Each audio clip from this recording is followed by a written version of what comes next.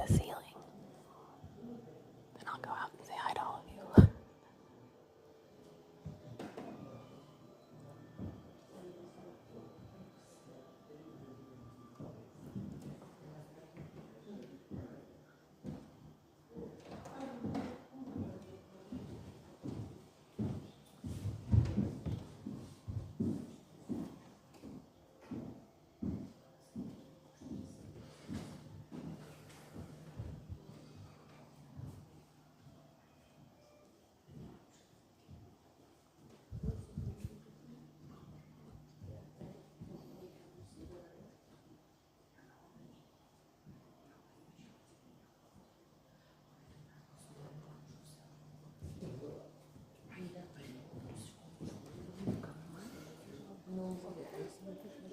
Okay, last view.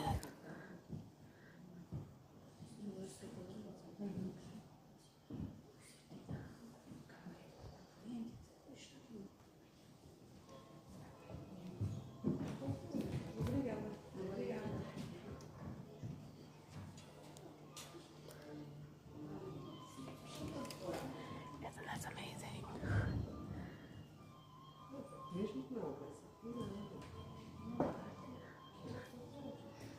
Okay, let's go.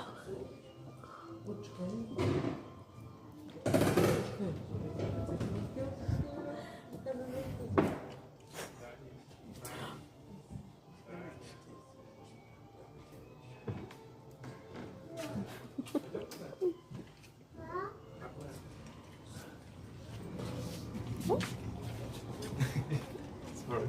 It's okay. Oh, thank you. Okay, hi everyone! So happy you're here this morning! Wasn't that beautiful? I'm sorry I couldn't say anything when we were inside. Let me turn this around.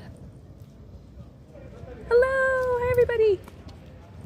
So, I'm so tickled that you have joined me today for a surprise tour. This location that we are in is called Aveiro. Aveiro. Let me see who's here. Let me know where you're tuning in from. Hi Laura, good to see you. Hi Lethargy. Hi Sharon B. Hi Diane. Hello in Florida. Hi Beata. Welcome everyone. Welcome to our second live tour of Portugal. So very happy to have you here today. For those of you who... Ooh! Oh, it's a butterfly. Okay, crisis averted. For those of you who don't know me, I am first of all terrified of bees. Hi Tracy, welcome. My name is Kelsey. I am originally from Chicago, and my husband and I moved to Valencia, Spain last February. And it's beautiful, very, very hot. We are in Portugal for about a week, so we are doing live tours every day, or almost every day if we can. And this is a day trip that I took this morning, and I'm so excited to be able to show it to you. It's really beautiful. It is known as the Venice of Portugal, and you will find out why at the end, actually more like the middle to the end of this tour, but I have to show you the quaint shops first, as well as some more fantastic architecture. So welcome everyone. Feel free to let me know where you're tuning in from in the chat, and if you have any questions I will leave the chat on so that I can see them. Okay, hi Rose, welcome! Okay, let's turn this around now. Oh, in terms of using the platform, I guess there's only a couple things. There's comments, which you're welcome to leave. There's also the chat, which you're welcome to use.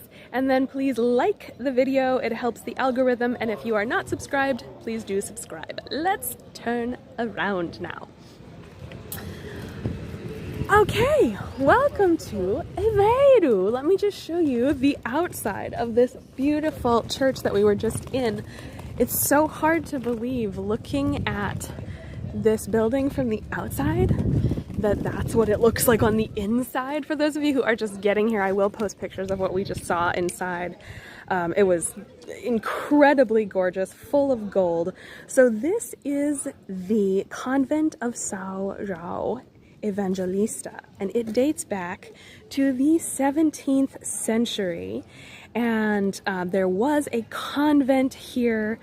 The architecture, though, does not mirror what was originally here. I guess in 1904 it was updated to the lovely view that we have today. Let me just show you inside the gates here a little bit.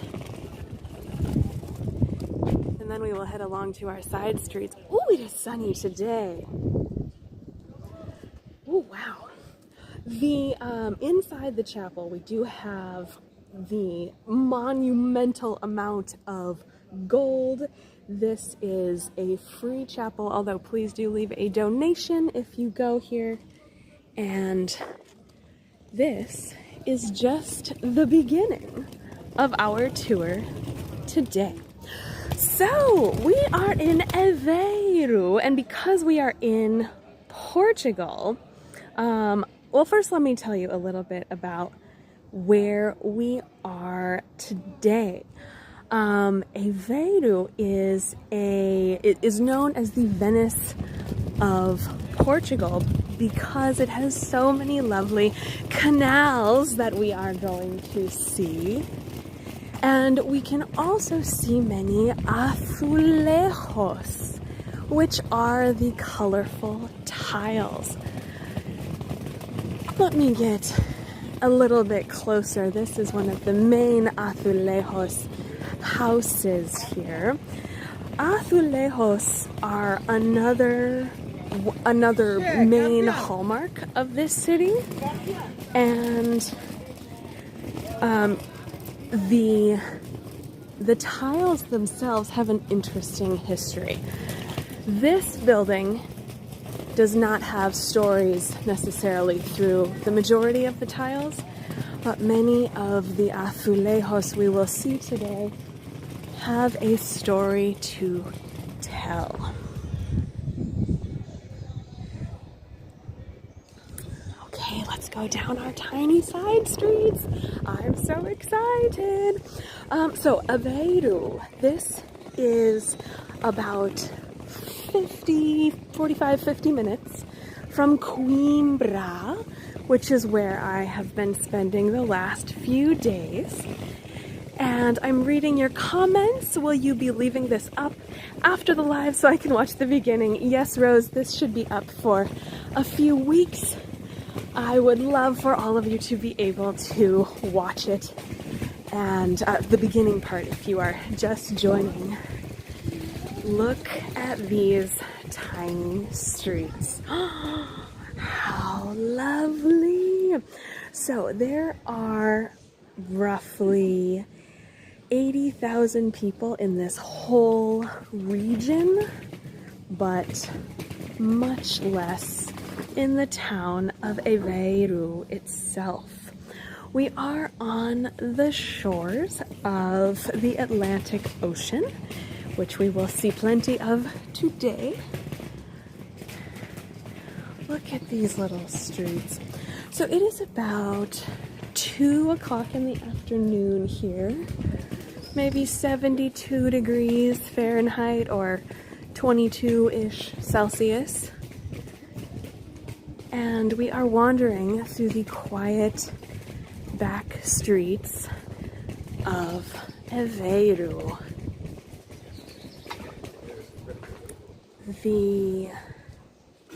Some of the main attractions here we will see today, but due to the large number of canals, we will end with the water view.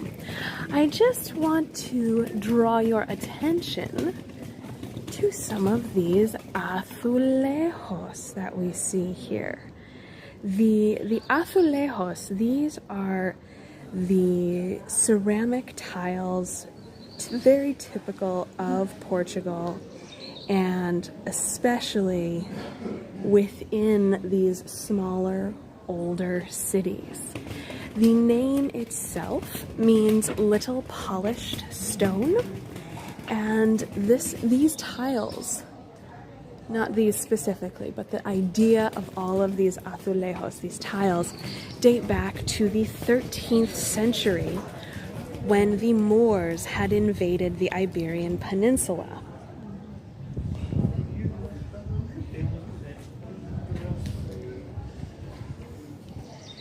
Isn't that interesting? So when someone mentions Portugal, you might think of port wine, Lisbon, seafood, surfing, nice weather, but azulejos always end up showing up as something that people expect. They are deeply embedded in Portugal's history, in their culture, and there are countless examples in every city we will visit.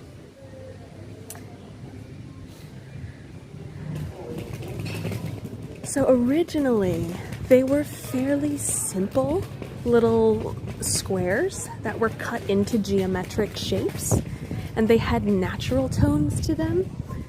Now, though, they have become much more exciting, much more colorful, much more modern. I just want to show you what's in the window here. You all know I have two terrible cats, but boy, aren't these adorable.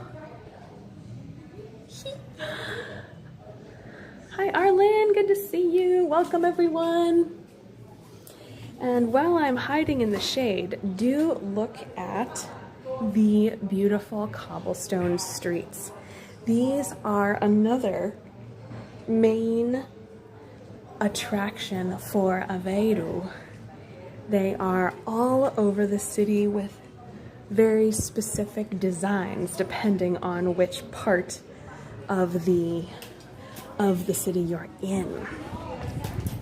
So as for the beautiful azulejos, it wasn't until Portugal's king, who was King Manuel I, visited Sevilla, or Seville, and he brought back the idea of azulejos.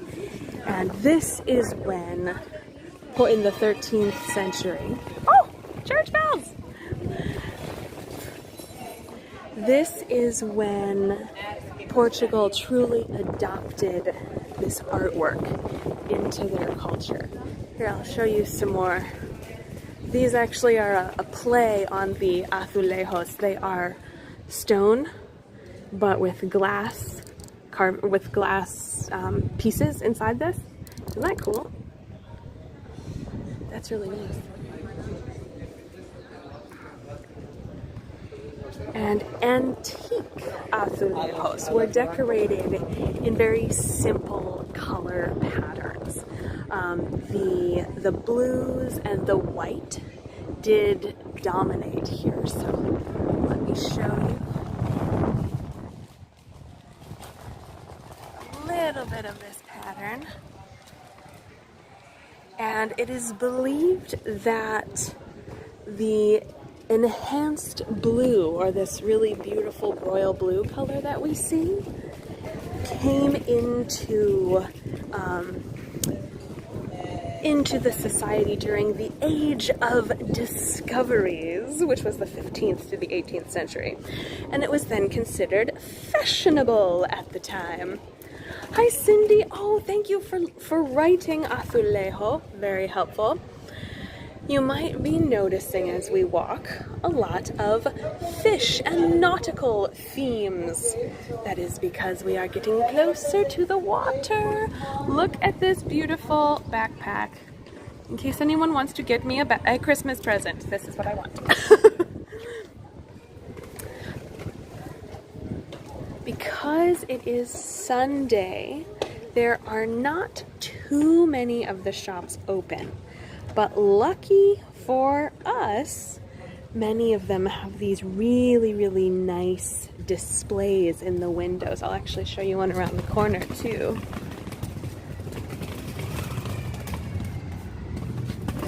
Look at those flowers. Isn't that beautiful?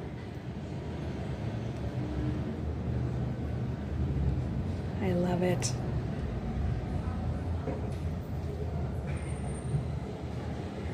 Isn't that lovely? I'm reading your comments. Kelsey, have you met up with Mike and Lori based in Portugal? No, Arlen, I haven't. I'm trying to think. Do you know where in Portugal they are located? I could ask them, but I forgot we had Portuguese guides. I'm so overwhelmed by all of the changes. I feel like I'm forgetting my own name, much less everybody else's. Oh, and here is a bookstore. We are headed over to the main town square here, but I just want to show you some of the books inside. And because we're in Portugal, everything is in Portuguese. Which, as I've been taking Spanish, which is not the language of Portugal, as I've been taking Spanish, I'm now starting to understand certain Spanish phrases, and the Portuguese translations of those Spanish phrases are actually quite similar. I can almost understand as much Portuguese as I can Spanish, which, let me tell you, is a whopping 3.5 words, but you know, we're working on it. Isn't this beautiful? So we are standing in front of the Church of Aveiro's Mercy, and it does look like it is closed, unfortunately, but I do have a picture of the inside. The Church of Mercy is, we're in the same square as the City Hall, so when I turn around, you'll see it. And initially, the architect was named Filippo Terzio. He was an Italian guy, and he was responsible for this entire church back in 1585.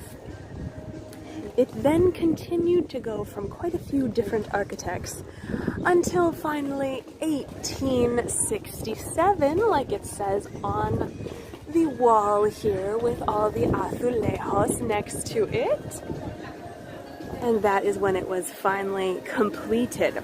So the works for the church began in 1600, and this church was considered the biggest in the world, the biggest of the kingdom. So inside it is quite beautiful, somewhat similar to the church that we started in. So a lot of gold, a lot of the azulejos tiles. Really a lovely place to be. Let me just show you the path we're walking on here. And because we are in Portugal, let me tell you a little bit about this lovely place. I have been to Portugal. This is my 3rd time, and the first time I went to Porto, Faro, Lisbon, Sintra, and a little place called Estoril, which had a really beautiful hotel/castle. This is the town hall, by the way. And the next time I went to Portugal, I went only to Lisbon and Porto, so I could get a good view of all of the things that the 2 big cities have to offer. So this time I am staying in Coimbra and Braga, which are the next 2 biggest cities. In terms of things to see here, there is so much, but I would recommend starting in Lisbon. We actually have a Lisbon recap in a few months that is on my Buy Me a Coffee link. It is pinned in the chat. And okay, let me now that you know how many times I've been to Portugal, let me tell you a little bit about it. This is the first maritime power. So many people will link Spain with the word exploration, but the Portuguese were in fact the first nation to conquer the sea and explore in the 15th and 16th centuries.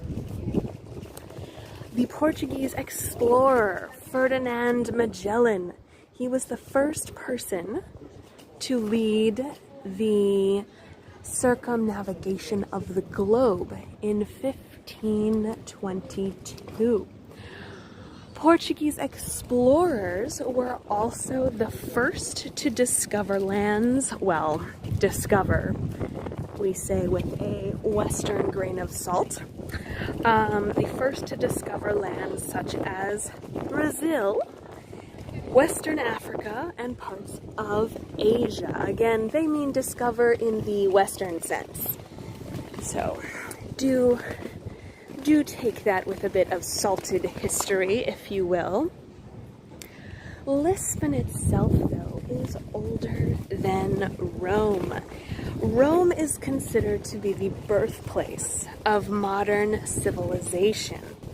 However, it has been discovered that Lisbon predates Rome, and officially has been a city since the year 1147. Archaeologists actually found evidence of community in what is now Lisbon in the year 1200 BCE. Isn't it beautiful? So, the very first hot air balloon ride happened in Portugal. The flight of Pilatre de Rothier and the Marquis of Darlandes in France, these were the first people to explore the skies in a balloon. And they might have been eating sardines. So sardines are a major product here in Portugal. Let me just show you. Look at how cute these are.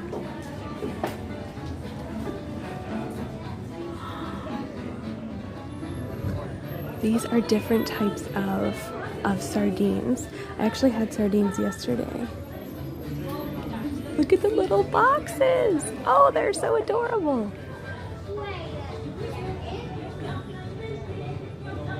And sardines are a major product here, so that is why they are sold in these cute little packages. You can see there's tuna, bacalhau is a different type of fish. Sardinia. Wow. Look at these. In case anybody is a fish fan, this is your place to go.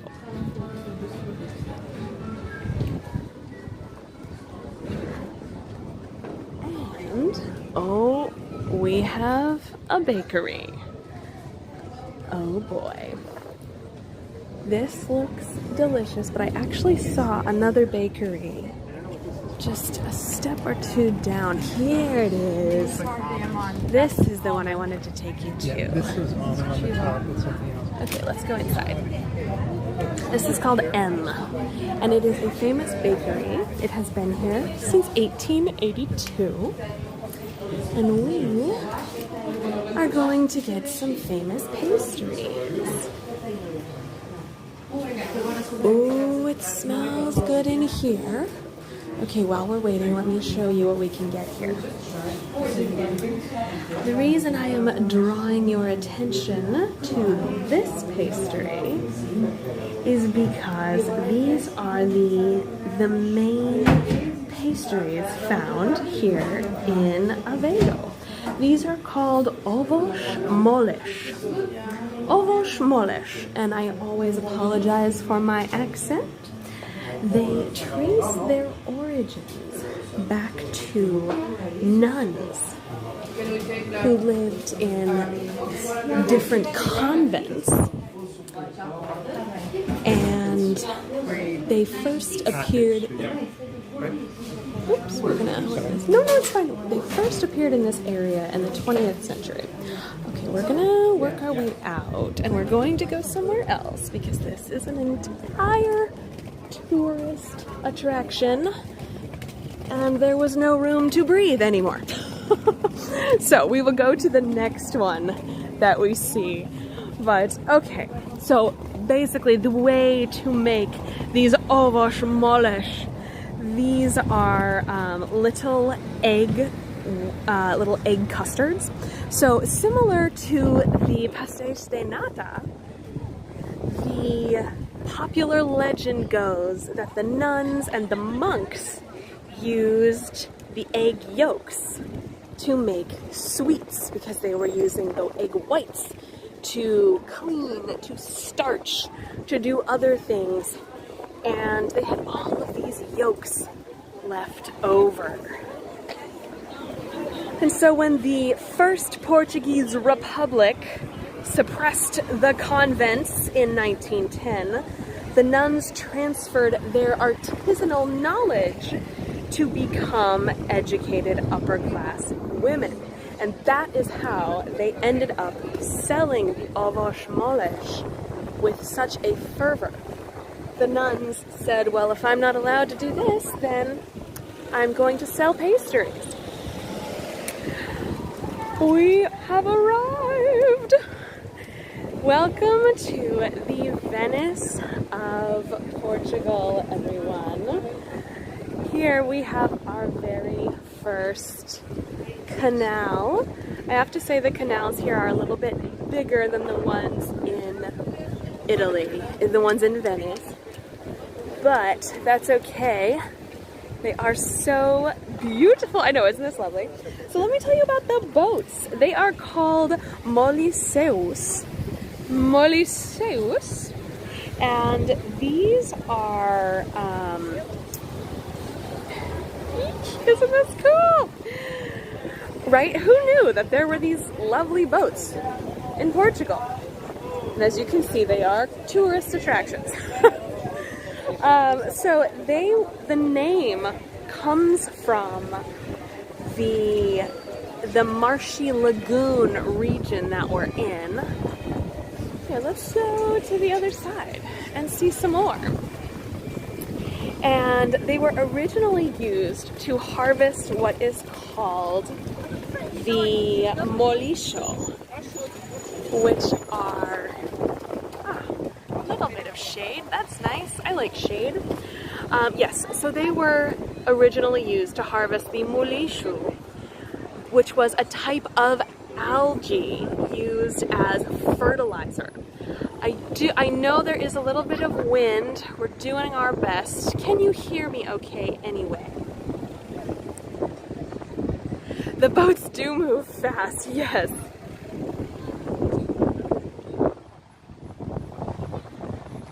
I'm just waiting for the comments to show up. I think they're a couple seconds behind. Can hear you fine. Okay, perfect. So these boats were initially used to go pick the algae, which was a large product used in this area. Now, of course, they're a huge tourist attraction. If you can see all of the people scrambling in these little boats. Oh, I love it. So the difference between these boats and gondolas, though, these are a little bit bigger. They haven't been adapted to tourism. That's not the reason for the size. They have always been able to carry this many people. So the algae is usually pulled on board using a large wooden rake, which is known as an anfino. Anfino! And I always apologize for my accent. But the boats have a flat bottom. We'll go down there in a second. But the boats have a flat bottom, and they are, they're usually about 9 feet or 3 meters wide. So they are passed down generation to generation, so they are family owned. Some of the boats you see here for the tourism, some of these are owned by the city, but the majority of these are family owned. But the design, though, is similar to the Venetian gondola, Viking longships, and other similar vessels that are even found in Senegal and Bangladesh. One of the nice parts about the boats being so big is that there is space for the crew to sleep. Oftentimes, when gathering algae, they have to be on the boat for a significant period of time. So, the crew will have a nap and then continue. That's lovely. Having a nice stroll in Aveiro today. And look at this architecture. Guess where we're going? Oh yes. To the architecture. Look at these houses. For those of you who came to the Barcelona recap on Friday, does this not remind you of Gaudi's architecture? Look at that. It's so similar. So a lot of these houses have been very nicely restored thanks to the tourism industry, but also thanks to the salt production of Aveiro. Let me just show you a little bit closer the beautiful tiles.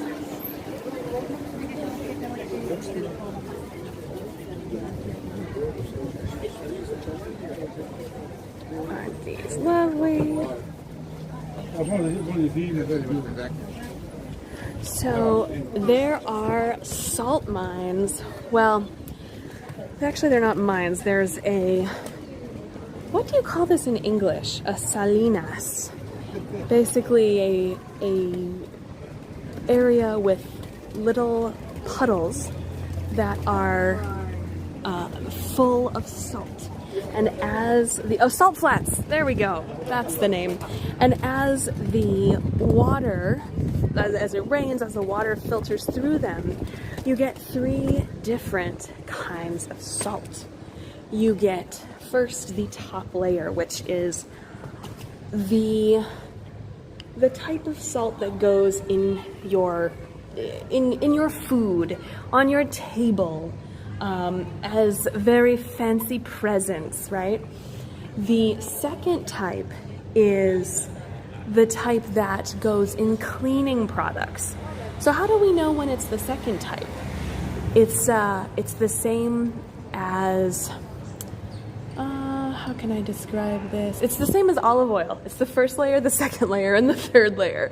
And as you go down further, it gets less tasty and less nutrient rich.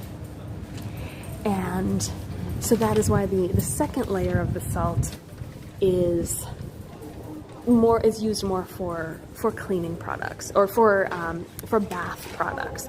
The third layer is solely used, for example, on the street when it snows, or things that don't come in contact with your body necessarily. Don't worry, we will see lots more of our boats. I just want to show you one more little side street, and then we're going to walk along the canal. Look at how beautiful. I'm just gonna stand in, we can go in here. I just want to stand in the shade for just a second and tell you a little bit more about Portugal. So we touched on this yesterday, actually. The pastéis de nata. They're crispy, they're creamy, they're sweet. There is nothing like the original pastéis de nata, or custard tart. So that's what we're going to find. The family who first created these egg tarts has kept the original recipe a secret since the early 19th century. Isn't that amazing? Oh.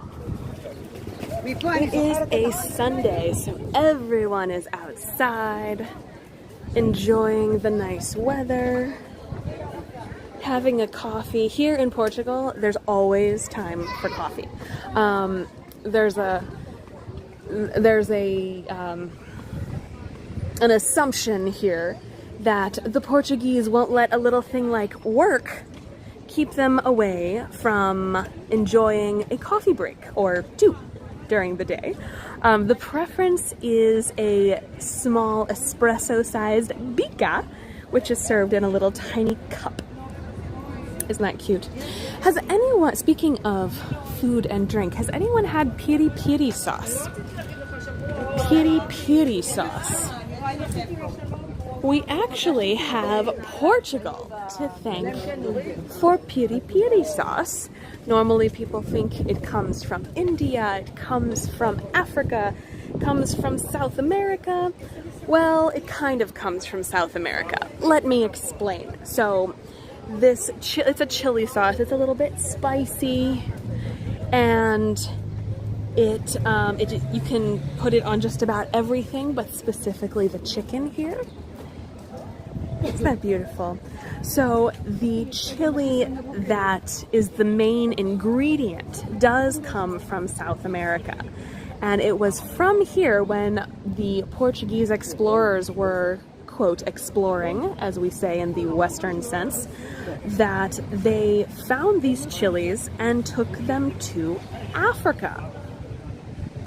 In Africa, that is where this mixture of the chilies, garlic, and lemon were all added together to create this delicious piri-piri sauce. I'm reading your comments. Are you all enjoying the beautiful views? I have pri-pri seasoning. That might be similar. I thought it was South African and the Portuguese took it with them.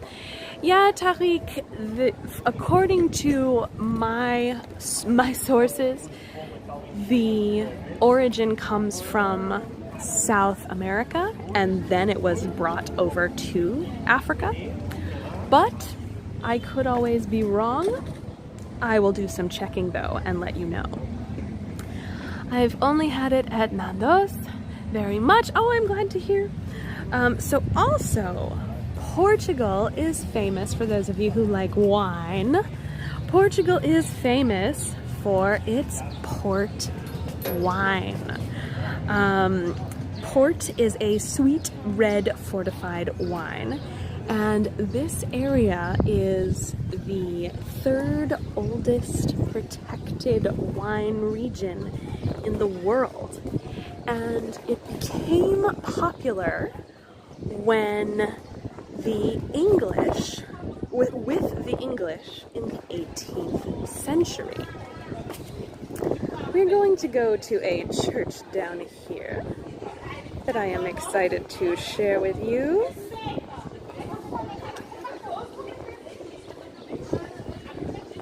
Isn't this nice? There's such a nice breeze happening.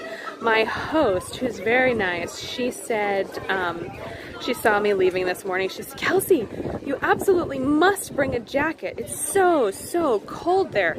And I thought, you know I'm from Chicago, right?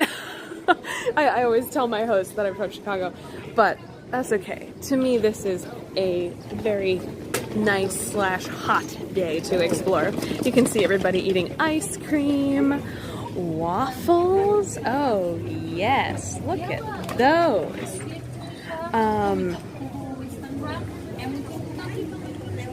Waffles are a very popular treat here, actually. I have seen them at every gelato shop, along with the ice cream, of course. With the gelato, excuse me, not the ice cream. So we're on more of the touristy route right now, but just because it's a touristy route doesn't mean it's any less beautiful There's a reason why the tourists like this route, shall we say. Look at all these azulejos. How nice is that? So in terms of the English getting hold of the port wine, how did that happen? Well, Portugal and England have been the world's oldest allies. Dating back centuries and centuries and centuries ago, England signed a treaty with Portugal back in 1386. It was called the Treaty of Windsor. The Treaty of Windsor. And this is thought to be the oldest and longest running alliance between modern nations.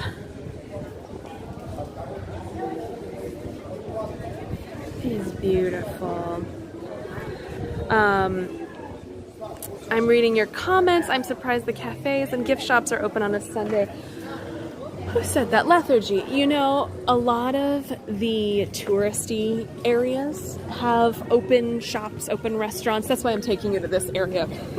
We're just stopping by this area because I didn't want you to think it was an empty town, because there are quite a few crowds here. But once you get a little further out of the city, or out of the main touristy parts of the city, then it does become much quieter, and many of the shops are indeed closed. Look at this, this tablecloth. Ooh, isn't that beautiful? This might have to come home with me. Oh, it's so lovely. So, when people think about Portugal, they also think about the earthquake that happened in 1755.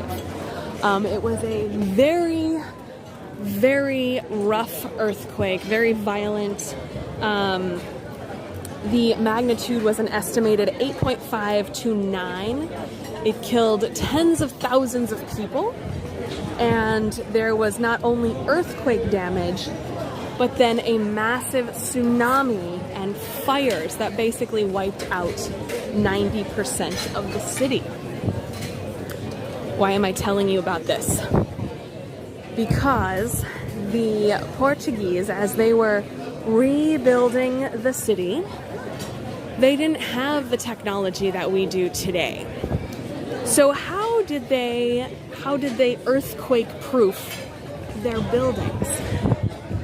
Well, they did an ingenious experiment, and as the buildings were being built, they called together the entire army.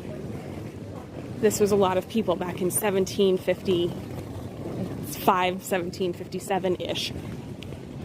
And without the gizmos and the gadgets of modern day, Portuguese authorities decided to use this as a solution. They got all of their soldiers together, gathered them around the new buildings, and told them to stomp, to jump, to cause as much ruckus as they possibly can in order to mimic the ground shaking of an earthquake. Luckily, we have not had an earthquake as violent since then, thank goodness. But hopefully the experiments done by the soldiers of the 18th century will prove to have been successful. This is one of the other churches I wanted to show you today. This is one of the main churches of this part of town. It has basically, this is one of the reasons why Aveiro was built in this specific area, this specific part of town. Let me show you. Can see all of the azulejos here. And I don't mind talking in this building because there's no one in here other than another tourist. But I will tell you more when we get outside.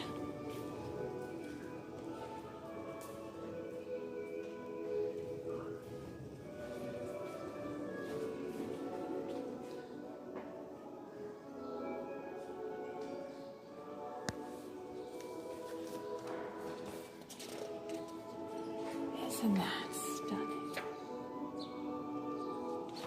So this is the Veracruz Church.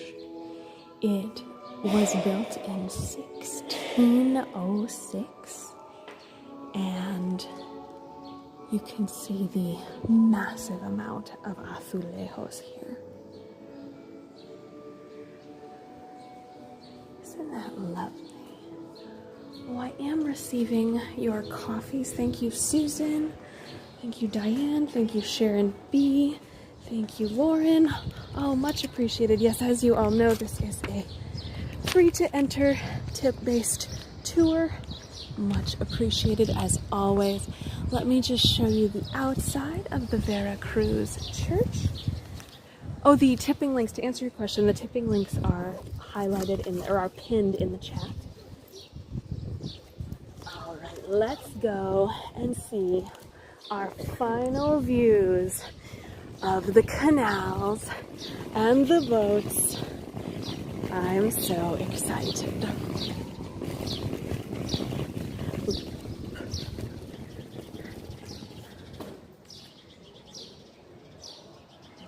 Isn't this beautiful?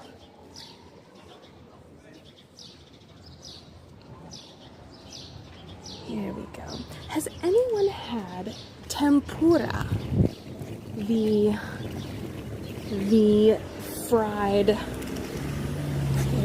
fried breadcrumbs, basically, on different types of shrimp and vegetables.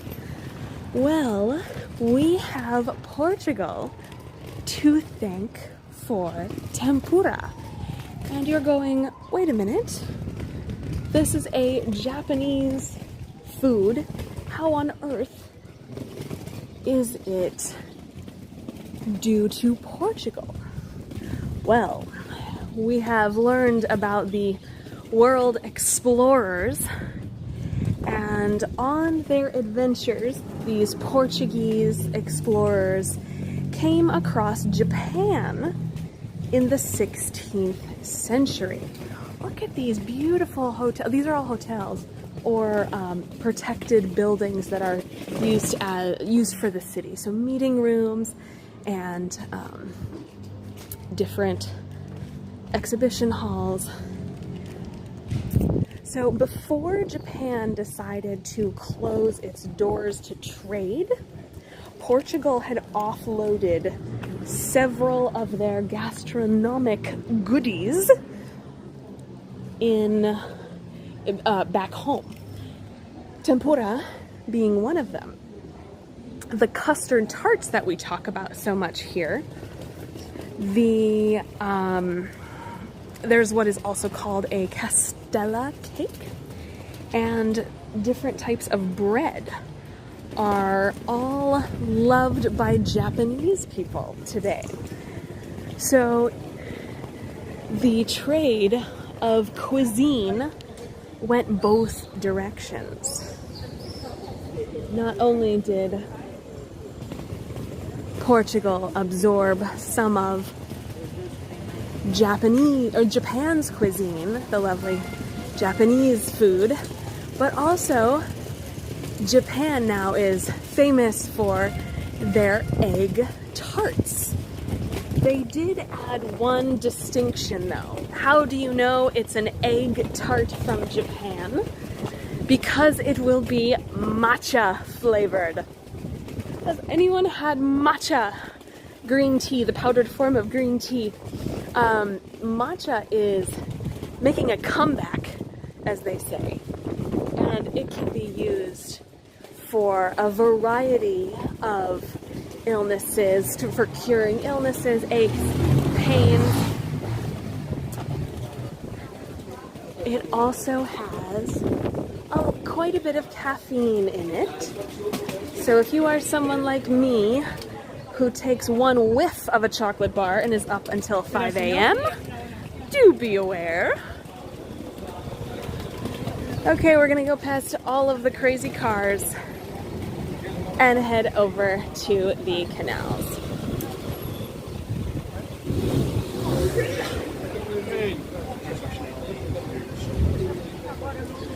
So the Moorish conquests that we talk about here, those certainly left their mark on Portugal. Today, the Portuguese language, excuse me, pardon me, excuse me, thank you, okay. The Portuguese language has quite the Arab influence. There is a word, arrecif, which is Arabic for the platform or the reef, which we use in both languages. There is also salowai, which means rustic, and it comes from a similar word in Arabic. Quite a few,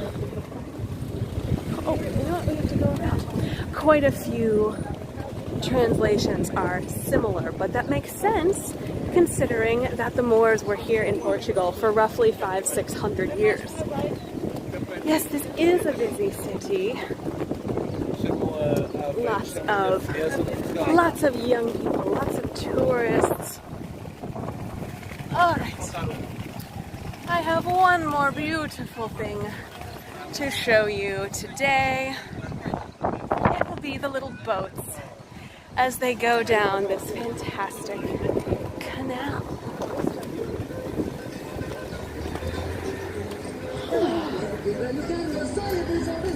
Do you hear the chirping of the birds? So the room that I'm staying in is called the Bird Room, my Airbnb, and there's a nice little balcony in it that when you go outside, there are just hundreds of birds. You can see them flying in the rooftops, flying into the chimneys, flying in the hills, flying everywhere. For some of you who came to the Coimbra tour last night, I will actually pin that when I post this video officially, the live Coimbra tour. You will have noticed all of the hills, and that is something that is very apparent when you are there climbing. So it is quite nice to enjoy a city that you are not constantly huffing and puffing. That's actually one thing my Airbnb host said this morning. I said I'm going to Aveiro, and she helped me with the pronunciation, which was very nice. And I said I'm so excited to see these boats and the canals, and she said, oh, the best part is that it's like a plane. It's so flat, it's like a plane. And I said, that's amazing. That is amazing. Okay, let's keep walking to get to our last view. But oh, my point in telling you about the birds is that because Portugal is such a convenient location for birds that are migrating between Africa and Europe, Portugal often hosts more than 600 bird species at one time. It is the most birds I have ever seen in one place. Although I have not been to the Amazon. I hear that is quite the bird-tastic location, but do be aware you will hear lots of chirping, lots of squawking, lots of appealing bird sounds in wherever you explore in Portugal. So, this brings us to the end. Did you enjoy the tour?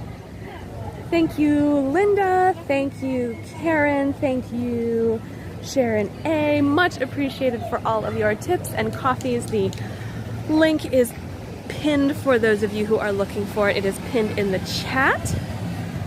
I had such fun exploring this lovely city with you today. I'm so glad we could explore such a beautiful place a little bit earlier. I wasn't planning on doing a tour so early today, but I am quite happy you were all able to join me. So thank you so much for coming. Oh yay, thank you Arlene, thank you Diane, thank you Tessa, thank you Laura, thank you Sharon B. What are those ribbons on the bridge? Those are for tourists. They do make the bridges quite photogenic, don't they? Thank you Lethargy, thank you all for coming with me today. Do keep a lookout on the channel. Oh, we've got another boat coming behind us here. Let's take a selfie with the boat. 1, 2, 3.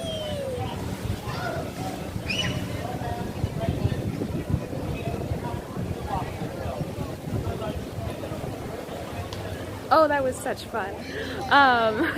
What good timing. So keep a lookout for other tours that I will post. There might be one this evening, but I will have to check the train schedule. But if not, there will definitely be one tomorrow, and then on Tuesday we head over to Braga.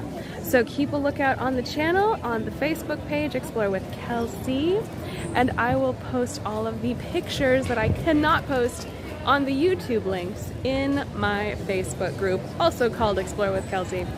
So thank you all for joining, thank you for your donations, and I look forward to seeing you at the next tour in Portugal. Thank you, everyone. Mwah, mwah, mwah. See you soon. Goodbye.